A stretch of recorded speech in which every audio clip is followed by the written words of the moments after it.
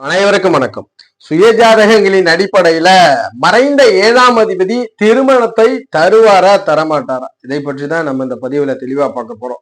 ஒரு ரெகுலர் பேசிஸ்ல கேட்கக்கூடிய அப்பாயின்மெண்ட்ல இந்த 7ஆம் அதிபதி மறைவு பெற்றிருப்பதனால் திருமணமானது வாழ்க்கையில் நடைபெறுமா நடைபெறாதான்ற சந்தேகம் நிறைய பெற்றோர்களுக்கும் ஏற்பட்டது. நிறைய கேள்விகளையும் நம்ம பார்த்தோம். அதனால ஒரு டீட்டெயிலான வீடியோ, 7ஆம் அதிபதி மறைந்தால் அந்த ஜாதகர் வாழ்க்கையில் திருமணம் எப்படி நடக்கும்ன்றத பார்த்துடலாம். மேஷம் முதல் மீனம் வரை 12 லக்னத்திற்கும் 7ஆம் இட மறைவு என்ன பலனைன்றதும் பார்த்துடலாம். பொதுவாக மறைவு ஆகும் என்பது 6, 8, 12ஆம் இடங்கள். 3ஆம் இடத்தில் மறைவு என்பது பெருதாக்கம் அல்ல. அப்ப 6, 8, 12ஆம் இடங்கள்ல ஒரு கிரகம் அமர்ந்தால் அந்த கிரகம் மறைவு பாவத்தில் அமர்ந்திருப்பதாக பொருள். பொதுவான விதியின் அடிப்படையில மறைவு பாவங்களில் இருக்கக்கூடிய கிரகங்கள் தன் ஆதிபத்திய காரகங்களையும் தன் காரகத்தையும் குறைத்து பலனை செய்யும் அல்லது அவயோகமாக செய்யும் என்பது பொது விதி. ஆனா அப்படித்தான் கண்டிப்பா கிடையாது. மறைவு பாவங்களில் இருக்கக்கூடிய கிரகங்கள் பெரும் யோகங்களையும் பெரும் அதிர்ஷ்டங்களையும் செய்யும். அதுபோல ஒரு ஜாதகத்திலே திருமணத்தை தடை செய்யணும் அப்படின்னா 7ஆம் அதிபதி மறைஞ்சிருந்தா தடையா இருக்குமா? கண்டிப்பா தடையா இருக்கும். ஆனால் அதற்கென்று சில வயதுகள் உண்டு. 7ஆம் அதிபதி மறைந்தாலும் ஜாதகருக்கு திருமணம் நடக்கும். ஒரு சில மறைவுகள் தான் திருமணத்தை கொடுக்காது. அதை பற்றியும் பார்த்துடலாம். பொதுவா மறைவு பாவங்கள் என்பது பலனை குறைத்து செய்யும்ன்றதுலாம் பொது விதிதான். மறைவு பாவத்தில் இருக்கக்கூடிய கிரகமும் திருமணத்தை செய்யும். அப்ப 7ஆம் இடத்து அதிபதி மறைந்தாலும் அந்த ஜாதகருக்கு திருமணம் உண்டு, அதெல்லாம் எந்த தடையும் இல்லை. ஆனா ஒரு சில பாவங்களில் மறைந்து விட்டால் திருமணத்தை உண்மையாலுமே தடை பண்ணும் அல்லது திருமண வாழ்க்கையை பிரச்சனைக்குள்ளாக்கக்கூடிய விதியாக இருக்கும். அதை பற்றி நம்ம இந்த பதிவுல பார்க்கலாம். முதல்ல மேஷ லக்னத்திற்கு பார்த்துடலாம். அதுபோல முன்பு ஒரு விதி, எந்த ஒரு ஜாதகத்திற்குமே 7ஆம் அதிபதி எந்த ஆதிபத்தியமா இருந்தாலும் மறைவு என்பது ஒரு நாளில் 6 மணி நேரம் பிறக்கக்கூடிய குழந்தைக்கு மறைஞ்சுதான் ஆகும். இப்ப பிறக்கக்கூடிய குழந்தைன்னா 6 மணி நேரம் பிறக்கக்கூடிய குழந்தைக்கு 7ஆம் அதிபதி மறைஞ்சுதான் இருக்கும். எந்த காலங்களில் மனிதனாக ஜனனித்தாலும் ஒரு 6 மணி நேரம் பிறக்கக்கூடிய ஜாதகர்களுக்கு மறைவு பெற்றுதான் 7ஆம் அதிபதி இருக்கும் அப்படின்றத உறுதிப்படுத்துறோம். இப்ப மேஷ லக்னத்துல ஒருத்தர் ஜனனிச்சிருக்கிறார். 7ஆம் மனை துலாமனை அதிபதி சுக்கிரன். இந்த சுக்கிரன் 6ஆம் இடத்திலே மறைஞ்சிருக்கிறார். என்ன பண்ணும்? இந்த சுக்கிரன் 6ல மறைஞ்சிருக்கிறார். இந்த ஜாதகருக்கு திருமணத்தை தடை பண்ணும். நீசம் பெற்றிருக்கிறார், நீசம் பெற்ற சுக்கிரனா இருக்கிறார். ஒருவேளை இந்த சுக்கிரனோட புதன் இருக்கிறார், நல்ல பலன். ஒருவேளை குரு பார்வையில் இருக்கிறார், நல்ல பலன். அப்ப இந்த நீசம் பெற்ற சுக்கிரனை கொண்டவர் மேஷ லக்னத்திற்கு 6ஆம் இடத்துல சுக்கிரன் மறைஞ்சா இவருக்கு திருமணம் சாதகம் இல்லை. இவருக்கு திருமணம் நிறைய பிரச்சனைகளை கொடுக்கும். இவருக்கு ஜாதகருக்கு பெரும் காலதாமதமாகும். ஒருவேளை 5ஆம் இடம் வலுவா இருக்கு, 11ஆம் இடம் வலுவா இருக்குன்னா 35 வயதிற்கு பிறகு திருமணம் நடக்கும். அல்லது தசாபுத்திகளின் நடப்பின்படி ஆப்டர் ஒரு 30க்கு பிறகு திருமணம் நடந்துடும். அப்ப இந்த 7ஆம் அதிபதி பாதிக்கப்பட்டிருக்கிறார் சுக்கிரன் நீசன்னா கண்டிப்பா திருமண வாழ்க்கைய குடும்ப வாழ்க்கையை பாதிக்கிறதுன்றத உறுதிப்படுத்துறோம். இதற்கு பங்க விதிகளில் இருக்கணும், 5ஆம் இடம் வலுத்து இருக்கணும், 11ஆம் இடம் வலுத்து இருக்கணும். அப்ப திருமணம் உண்டு. அப்ப இந்த இடத்தில் சுக்கிரன் வலுப்பு திருமண வாழ்க்கையை பாதிக்கிறது. நம்ம இப்படி எடுத்துக்கலாம். காம்படிஷனை பத்தி பேச வேண்டாம், பொதுவான விதியாக பேசலாம். அப்ப சுக்கிரன் 6ல் மறைவது யோகம் அல்ல. இங்க நீச பங்கத்துல கண்டிப்பா இருக்கணும். புதன் தொடர்பு பெற்று இருக்கிறதா யோகத்தை கொடுக்கும். அப்ப 7ஆம் அதிபதி 6ல் மறைஞ்சா நல்ல பலன் இல்லை. ஒருவேளை 8ல சுக்கிரன் மறைகிறார், 7ஆம் அதிபதி 8ஆம் வீட்டிலே மறைகிறார், நன்மை உண்டா? தன் வீட்டை 2ஆம் வீட்டை பார்ப்பார். அப்ப குடும்பத்தை உருவாக்கி கொடுத்துருவார். திருமணம் சுபகாரியங்கள் லேட் ஆகும், தாமதமா நடக்கும். ஆனா தன் வீட்டை பார்த்து ஜாதகருக்கு திருமணம் உண்டுன்றத உறுதிப்படுத்துவார். 12ல் மறைகிறார், யோகம், கண்டிப்பா திருமணம் சுபகாரியம் உண்டு. ஆனால் காலதாமதம். 7ஆம் அதிபதி 6, 8, 12 காலதாமதமான திருமணம் உண்டு. அது எத்தனை காலம்? 6ஆம் இடத்துல மறையக்கூடாது. மேஷ லக்னத்தில் பிறந்தவருக்கு சுக்கிரன் 6ல் மறைவது திருமண வாழ்க்கையை குறைக்கிறது, திருமண வாழ்க்கை பிரச்சனைக்குள்ளாகுது. ஒருவேளை அங்க பங்க விதியில இருந்தாருன்னா யோகம், இல்லைன்னா பிரச்சனைக்குள்ள. 8ல இருக்கிறாருன்னா காலதாமதம் பண்றாரு. 6, 8 அவயோகமாக அமைந்து விடுகிறது. 12ல் சுக்கிரன் இருக்கிறது யோகம். அப்ப 7ஆம் அதிபதி 12ல் மறைவது யோகமாக மேஷ லக்னத்துக்கு அமையுது. 6 மறையவே கூடாது. 6ல் மறைந்தால் சில நிறைய பிரச்சனைகள் நிறைய தடைகளை கொடுக்குது. 6க்கு பிறகு 8, 8க்கு பிறகு 12, 12ல் மறைந்தால் யோகம் தான். 7ஆம் இடத்ததிபதி 12ல் மறைவது மேஷ லக்னத்திற்கு யோகம். அப்ப மேஷத்தை பொறுத்த வரைக்கும் 7ஆம் அதிபதியான சுக்கிரன் 6ல் மறைவது அவயோகம், 8, 12ல யோகம் தான். ஆனா 8ல் மறைவது காலதாமதப்படுத்துகிறது. ரிஷப லக்னத்துல பிறந்திருக்கிறீங்க. 7ஆம் அதிபதி 7க்கு அதிபதியாக செவ்வாய் வர்றார். இவர் தான் அதிபதி. இந்த செவ்வாய் என்ன பண்ணலாம்? 6ஆம் இடத்துல மறைஞ்சிருக்கிறார், மறையலாமா? செவ்வாய் 6ஆம் இடத்திலே ஸ்தான பலத்தை இழக்கல. இங்க இருக்கிறது யோகம் தான். கொஞ்சம் காலதாமதம் பண்ணாலும் ஜாதகருக்கு நல்ல திருமணம். இங்க இருப்பது யோகம். 7ஆம் இடத்திலே 6ஆம் இடத்திலே மறைவது யோக பலனை கொடுக்கிறது. 8ஆம் இடத்துல மறைஞ்சிருக்கிறார். இந்த செவ்வாய் கொஞ்சம் காலதாமதம் பண்ணுவார். இந்த செவ்வாய் நிறைய முரண்பாடு, நிறைய கருத்து வேறுபாடு, பார்ட்னரை காலதாமதம் பண்ணி திருமண அமைவுகளை கொடுக்கிறார். 12ல் செவ்வாய், இந்த செவ்வாய் காலதாமதம் பண்ணாலும் பார்ட்னரால பிற்பகுதியில் ஆதாயம், காலதாமதம் பண்ணாலும் நல்ல வாழ்க்கையை கொடுத்து விடுகிறார். 6, 12 இருக்கக்கூடிய செவ்வாய், 8 இருக்கக்கூடிய செவ்வாய் அவயோக பலனை கொடுத்து விடுகிறார். 8 செவ்வாய் அவயோக பலனை கொடுத்து விடுகிறார். லக்ன அவயோகியின் வீட்டில் இருப்பதனால அவயோகத்தை கொடுத்து விடுகிறார். ஒருவேளை இந்த செவ்வாய்க்கு சுபர்கள் என்று சொல்லக்கூடிய புதன் சனி வலுவாக ஸ்தான பலத்தை பகிர்ந்து கொண்டால் யோகம் உண்டு. அப்போ ரிஷப லக்னத்திற்கு 7ஆம் அதிபதி 8ல மறையிறது யோகம் அல்ல. 6ஆம் இடத்துல 12ஆம் இருக்கிறதையும் எவ்வளவு பிரச்சனை வந்தாலும் கடைசியா ஜாதகருக்கு திருமண சுபகாரியங்களை கொடுத்து நல்ல பலனை கொடுத்து விடுகிறார். அப்ப 7ஆம் அதிபதி ரிஷபத்திற்கு 8ல் மறைவது யோகம் அல்ல. மிதுன லக்னத்துல பிறந்திருக்கிறீங்க. 7ஆம் அதிபதி குரு பகவான், 7க்குடையவர் குரு பகவான். இந்த குரு 6ஆம் இடத்திலே இருக்கிறார். 6ஆம் இடத்துல இருக்கலாமா? குரு விருச்சகமனையில ஸ்தான பலம், எனினும் 6ஆம் இடத்துல குரு. இங்க குரு லக்ன அவயோகி வீட்டில் இருக்கிறார். இது நல்லதல்ல, இது நல்லதல்ல, இந்த பலன் நல்ல பலன் அல்ல. 8லே நீசம் பெற்றிருக்கிறார். 8லே நீசம், இது யோகம். 8லே நீச யோகம். காலதாமதமா திருமணம் அமைஞ்சாலும், காலதாமதமாக திருமணம் அமைஞ்சாலும் இந்த ஜாதகப்படி யோக பலனை கொடுக்கிறது. ஆனால் திருமண காலதாமதமாகவும் 8லே மறைந்தது. இந்த குருவினால் உபயாதிபதி அவயோகி மறைவதனால யோகம் 6ல் இருக்கிறது. பெரும் யோகங்களை கொடுக்கல. 12ல் இருப்பதும் யோகம் அல்ல.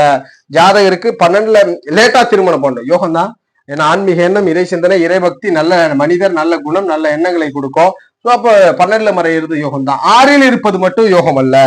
8லும் 12லும் இருப்பது யோகம். 6ல் இருக்கிறது 7ஆம் அதிபதி மறைந்திருப்பது மிதுன லக்னத்திற்கு யோகம் அல்ல. இதுவும் காலதாமதமா திருமணத்தை கொடுக்கும். இந்த அமைவு காலதாமதமானாலும் வாழ்க்கை துறைவரால் நன்மை. இங்க 6ல் இருப்பது எப்பொழுதுமே பிரச்சனைகளை கொடுக்கிறது. இது மிதுனத்தில் ஜனனித்த ஜாதகருக்கு. கடகத்துல ஜனனிச்சிருக்கிறார். கடக லக்னத்திற்கு 7ஆம் அதிபதி மறைக்கிறார். கடக லக்னனாலே முழு அவயோக கிரகம், 7ஆம் ஆதிபத்தியம் பெற்ற கிரகம். 6ல் மறைகிறார். நன்மை. 6ல் மறைவது யோகம். சனி 6ல் இருக்கிறது யோகம். கடக லக்னத்திற்கு சனி 6ல் இருப்பது நன்மை, நல்ல பலனை கொடுக்குது. 8ல மறையக்கூடாது. 8ல் மறைவது நிறைய பிரச்சனை, நிறைய தடை, நிறைய சிக்கல்களை கொடுக்கிறார். சனி 12ல இருக்கிறது யோகம். 12ல் மறைந்த சனி யோகம். 8ல இருக்கிறது மட்டும் ஜாதகரை நிறைய சிரமப்படுத்துகிறது, நிறைய காயப்படுத்துகிறது. 6ஆம் இடத்தில் இருப்பதும் 12ஆம் இடத்தில் இருப்பதும் கடக லக்னத்திற்கு 7ஆம் அதிபதி மறைவு யோகம். 8ல் மறைந்தால் மட்டும் ரொம்ப காலதாமதமா திருமணத்தை பண்ணிடுது. ரொம்ப காலதாமதம், ரொம்ப கஷ்டம், மன கஷ்டங்களுக்கு பிறகு ஏற்படுத்துறார். ஒருவேளை இயற்கையா திருமணம் பண்ணிட்டா வாழ்க்கை துறையினால் போராட்டங்களை சந்திக்கிறார். அப்ப 8ல் மட்டும் கடக லக்னத்திற்கு மறையக்கூடாது. சிம்ம லக்னத்துல ஜனிச்சிருக்கீங்க. அதே 7ஆம் அதிபதி அபியோகி சனிதான். இந்த சனி பகவான் 6ஆம் இடத்திலே இருக்கிறார். கூடாது. 6ஆம் இடத்திலே இருப்பது ஜாதகரை மிகவும் சிரமப்படுத்துகிறது. பார்ட்னர், பங்கு பரிவர்த்தனை, திருமண அமைப்பு, சுபகாரியங்களை. 8லே மறையலாமா? யோகம். 8ல் நல்ல பலன் கிடைக்கிறது. 12ல் குறைந்த ஸ்தான பலம், நன்மை. சனி பகவான் மட்டும் வளர்க்கணும். காலதாமதமா திருமணம்னாலும் 8, 12ஆம் இடங்களிலே யோகமா இருக்கு. 6ஆம் இடத்திலே அவர் ஸ்தான பலம் பெறது பிரச்சனையை கொடுக்கிறது. 6ல் மறைந்த சனி சிம்ம லக்னத்திற்கு யோகம் அல்ல. பார்ட்னர் விஷயங்களை ரொம்ப தாமதப்படுது. திருமண சுபகாரியங்களை தேவைப்படுது, ரொம்ப தடை கொடுக்குது, கஷ்டப்படுத்துகிறது. ஆனால் 8, 12ம் தடை. ஆனால் 8, 12 ஒரு 30 வயதுக்கு பிறகு தானா திருமணத்தை நடத்தி கொடுத்துரும். ஆனா இந்த 6ஆம் இடத்திலே இருப்பது 30ஐ தாண்டி பெரும் சிரமங்களை கொடுக்கும். கன்னி லக்னம், 7ஆம் அதிபதியாக குரு வரார். இந்த குரு 6லே மறைகிறார். நன்மை. குரு 6ல மறைகிறார். நன்மை. குரு 6ஆம் இடத்து குருவினால் எதிர்காலங்களிலே நன்மை வாழ்க்கை துணையினால் உண்டு. 8லே மறைந்த குரு என்னதான் கௌரவ, பெயர், புகழ், பணத்தை கொடுத்தாலும் இந்த 8ல் குரு நன்மை அல்ல. 8ல் குரு நன்மை அல்ல. 7ஆம் அதிபதியினுடைய காரகத்தினால் ஜாதக சிரமத்தை சந்திப்பார். நிறைய ஜாதகம் பாத்தீங்கன்னா பார்ட்னர் நிறைய பணம் பண்ணுவாங்க, ஆணோ பெண்ணோ, அந்த பார்ட்னர் சற்றும் மதிக்காத நிலையெல்லாம் கொடுத்துரும். அது காரணம் தான். இந்த குரு 12ல் இருப்பது யோகம். 6, 12ல் கன்னிக்கு யோகம். 8ல இருக்கக்கூடிய குரு திருமணத்தை சுபகாரியங்களை தடை பண்ணுறார். ஒருவேளை இந்த குருவிற்கு இங்கு அவயோகியான செவ்வாயினுடைய தொடர்பு வலுவாக கிடைத்து அந்த செவ்வாயும் ஏதேனும் ஒரு வகையில் சனிக்கு நீசபங்கம் தந்தால் இந்த குரு யோகம்.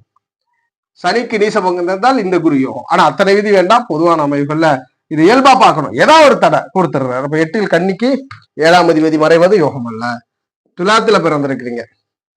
7ஆம் அதிபதி செவ்வாய். 6ஆம் இடத்துல செவ்வாய் இருக்கிறார்.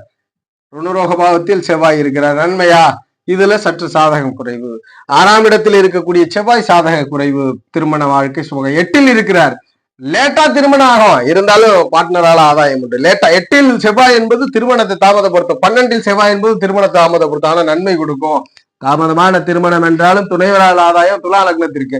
அப்ப செவ்வாய் 8, 12ல் இருப்பது துலாத்திற்கு யோகம். 6ஆம் இடத்திலே இருப்பது என்ன பண பொருளாதாரங்கள் பெற்றுக் கொடுத்தாலும் துணைவரோடு கருத்து வேறுபாடு, முரண்பாடுகள் இருந்து கொண்டே இருக்கும்ன்றத உறுதிப்படுத்தும். 8, 12ஆம் இடம் இயல்பா செவ்வாய்க்கு தோஷம்னு நிறைய இடத்துல சொல்ல போகுது. தோஷம் அல்ல, 30க்கு பிறகு திருமணம் யோகமா அமைச்சு கொடுக்கும். விருச்சக லக்னத்துல பிறந்திருக்கிறீங்க, 7ஆம் ஆதிபத்தியம் சுக்கிரன். இந்த சுக்கிரன் 6ல் மறைகிறார், நன்மை. இந்த சுக்கிரன் 8ல் மறைகிறார், பிரச்சனை. 8ல் மறைகிறார், பிரச்சனை. 8ல் மறைகிறார், பிரச்சனையை கொடுக்கிறார். 12ல் அதிர்ஷ்டம், 12ல் அதிர்ஷ்டம். இந்த 7ஆம் அதிபதி 12லே மறைந்திருப்பது மிகப்பெரிய யோகம். இந்த சுக்கிரன் விருச்சக லக்னத்தில் ஜனனித்தவருக்கு நிலபலனை கொடுத்துறார், யோகமான அமைவு. 8ல் மறைவது மட்டும் சுக்கிரன் அவயோக பலனை கொடுத்து விடுகிறார். கண்டிப்பாக அவருக்கு திருமண வாழ்க்கை, இல்வாழ்க்கை சுகங்கள்ல பிரச்சனை, லேட்டா மேரேஜ் அல்லது திருமண வாழ்க்கை சாதகம் இல்லாத ஒரு சூழலை ஏற்படுத்தி கொடுத்துறார். இது விருச்சகத்துல பிறந்தவருக்கு. தனுசுல ஜனனிச்சிருக்கிறீங்க, தனுசு லக்னத்திற்கு 7ஆம் மனை, மிதுனமனை, அதிபதி புதன். புதன் 6லே மறைகிறார், நன்மை அல்ல. 8லே ஸ்தான பலம் குறைவு, நன்மை. வெளிநாடு தூரதேச ஆதாய அமைகளை கொடுக்க 8ல் நன்மை, 8ல் நன்மை. 12லும் நன்மை. குறைந்த ஸ்தான பலம் என்றால் 12ல் நன்மை. 6ல் மட்டும் சாதகம் இல்லை. 8, 12ஆம் இடங்களிலே புதன் இருப்பது நன்மை. இதுல சாதகம் இல்லை என்றால் திருமணம் நடந்துடும். திருமணம் நடக்கவே என்ற விதி இல்ல, 6ல நடக்கும், ஆனால் ருணரோகத்தோடு இருக்கும். ஏதாவது ஒரு கருத்து வேறுபாடுகள், முரண்பாடுகளை கொடுத்து கொண்டே பார்ட்னர் பாவம் இருக்கும். 11ஆம் இடம் வலுத்து முதல் திருமணம் சாதகம்ல, மறு திருமணம் பண்ணிட்டா பிரச்சனை இல்லை. மகர லக்னத்துல நினைச்சிருக்கிறீங்க, 7ஆம் அதிபதி சந்திரன். 7ஆம் அதிபதி சந்திரன் 6ல உச்சம், நன்மை. உச்சம் பெற்ற ஓகே 6ஆம் இடம், 5ஆம் இடத்திலே உச்சம், 6ஆம் இடத்திலே சந்திரன் இருக்கிறார், நன்மை, நன்மை உண்டு. 8ஆம் இடத்திலே சந்திரன் அவயோகம், 8லே சந்திரன் மகர லக்னத்திற்கு அவயோகம், 8லே சந்திரன் மகர லக்னத்திற்கு அவயோகம். 12லே சந்திரன், 12ல் சந்திரன் நன்மை. அப்ப 8ஆம் இடத்துல 6, 12ல் சந்திரன் நன்மை கொடுக்கிறார். 8ஆம் இடத்திலே இருக்கக்கூடிய சந்திரன் நல்ல பலனை கொடுக்கறது இல்ல. ஜாதகருக்கு பார்ட்னர் ரீதியில நிறைய கருத்து வேறுபாடுகள், லேட்டா திருமணம் நடக்கிறது, திருமணம் விபரம் நடந்தா பிரச்சனை பண்றது, நண்பர்கள் சரியா அமையறது இல்ல, கூட்டாளிகள் சரியா அமையறது இல்ல, இது போன்ற சூழலை ஏற்படுத்தி கொடுக்கிறார். கும்ப லக்னத்துல ஜனனிச்சிருக்கிறீங்க, 7ஆம் மனை சிம்மமனை, அதிபதி சூரியன். 6ல சூரியன் மறைகிறார், நன்மை இல்ல. 6ஆம் இடத்தில் சூரியன் மறைவது நன்மை இல்ல. 8ல் சூரியன் மறைகிறார், நன்மை. காலதாமதமானால் நல்ல துணையர் தான், துணையரால ஆதாயத்தை பெற்று விடுகிறார்.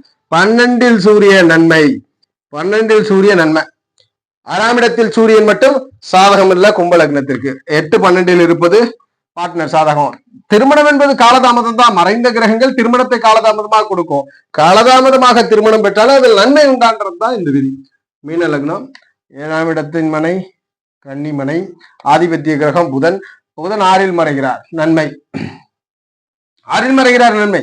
ருணரோகத்தில் இருக்கக்கூடிய புதன் நன்மையை கொடுக்கிறார். காலதாமதம் பண்ணால் நல்ல துணை அமைவு. 8லே மறைகிறார், நன்மை இல்லை. 8ஆம் இடத்திலே புதன், மீன லக்னத்தில் பிறந்து 8ஆம் இடத்திலே புதன், நன்மை இல்லை. 12ல புதன் யோகம். அப்ப 6, 12ல் யோகம் பண்ணது, 8ஆம் இடத்திலே அவயோகம் பண்றார். மீன லக்னத்துல ஜனனித்தவருக்கு மறைந்த 7ஆம் அதிபதி. இந்த பதிவுல நம்ம ஒவ்வொரு லக்னத்திற்கும் பார்த்தோம். கண்டிப்பா ஏதாவது ஒரு இந்த 6, 8, 12 ஏதேனும் ஒரு ஆதிபத்தியம் மட்டும்தான் அவயோகமா இருக்கும். அந்த ஆதிபத்தியத்தில் அமர்ந்தவர் மட்டும்தான் திருமண வாழ்க்கை 7ஆம் அதிபதி மறைஞ்சு அவ்வளவு கஷ்டப்படுவார். இது மற்ற 2 ஆதிபத்தியங்களில் மறைஞ்சவருக்கு வாழ்க்கை காலதாமதமா ஏற்படுத்தினாலும் அந்த பார்ட்னரால ஆதாயம் இருக்கு, அந்த பார்ட்னரால மகிழ்ச்சி இருக்கும், அந்த பார்ட்னரால் வாழ்க்கையிலே முன்னேற்றம் இருக்குன்றத உறுதிப்படுத்துறோம். ஜோதிட ரீதியான தகவல் அல்லது சுய ஜாதகம் சார்ந்த சந்தேகங்களுக்கு ஸ்கிரீன்ல தெரிகிற நம்பரை தொடர்பு கொள்ளுங்க. வாழ்க வளமுடன். நன்றி.